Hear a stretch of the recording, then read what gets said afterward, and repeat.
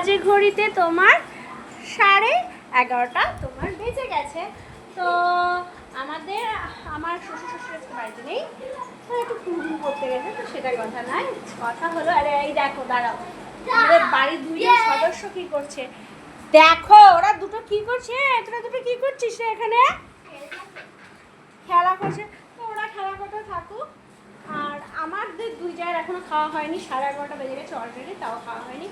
তো খাবো তো পরে, তার আগে কাজ আছে। এই দেখো, এই দেখতে পাচ্ছ, এই যে এতগুলো, সেই যে মনসা পুজো হয়েছিল না আমাদের বাড়িতে, তো সেই মনসা পুজোর বাসনগুলো কিন্তু অলরেডি মাজা হয়নি। তো এখন এগুলোকে বৃহস্পতিবার, যেহেতু বৃহস্পতিবার বাসনের সাথে এগুলোকে মাজবো। আর বাইরে তো দেখো বৃষ্টি হয়েই যাচ্ছে, কন্টিনিউ বৃষ্টি হয়ে যাচ্ছে সকাল থেকে খেতে খেতে। তো সেই বৃষ্টির মধ্যে বাসনগুলো মেজে নেব।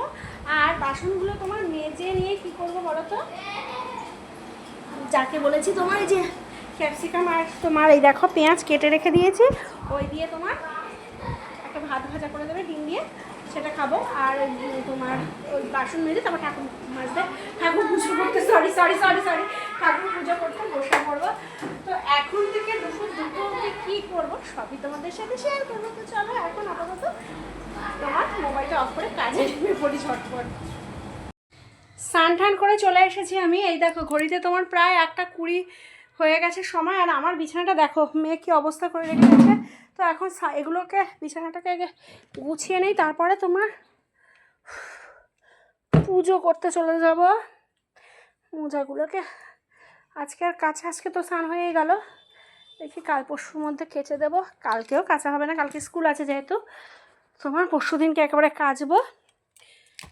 বাবা, আর এই যে সেদিনকে বাড়িতে অনুষ্ঠান হয়েছিল, সেই অনুষ্ঠানের সব তোমার হাঁড়ি করা এখনও উপরে ওঠানো হয়নি। এই দেখো মেয়েকে বলেছি তুই তোর আঁকার, দেখো আঁকার এই রং পেন্সিলের তোরটা তুই গুছিয়ে রেখে দে, গুছাইনি, সে ওপরে আন্টির কাছে চলে গেছে পড়তে। তো চলো ঝটপট করে আগে ঠাকুরকে দিয়ে নিই আগে। সেই জন্য কী করতে হবে, ঠাকুরের যে বাসন কোসনগুলো মেজে রেখেছি সেগুলো আনতে হবে। দেখেছো নন্দিতা দিয়ে কি চটপট করে কাজ করে বাবা। অনেকগুলো বাসন জমেছিল মনসা পুজো দিয়ে বৃহস্পতিবার। আবার ইতি চলে গেছে কোথায় বলো তো, ইতি গেছে তোমার ছেলে মেয়েদেরকে নিয়ে পরীক্ষা দিতে। ওদের অংশুবাবু খুশিতে তোমার 1:30 থেকে পরীক্ষা। তো ওখান থেকে আবার যাবে হলো জল আনতে, ওর উপরেও চাপ পড়ে যাবে প্রচুর। ও বাবারে, তো চলো ঝটপট করে আগে প্রতিবারের পুজোটা দে। হাসি, এটা দিয়ে বসে পড়ি। তো তোমাদের কার কার বৃহস্পতিবারে পুজো হয়ে গেছে বলো কিন্তু, ছোট 1টার মধ্যে। কে কে পাঁচালি পরে রেখে দাও, রাতের বেলার জন্য রেখে দাও নাকি দিনের বেলায় পরে রেখে দাও, সেটাও বলো কিন্তু অবশ্যই। ঝটপট করে পুজোটা দিই আগে। এখন ঘড়িতে তোমার কটা বাজে দেখবে, এই দেখো বাজে তোমার 3টে বেজে গেছে। আমাদের হাসি রানি কিন্তু রেডিও হয়ে গেছে অলরেডি।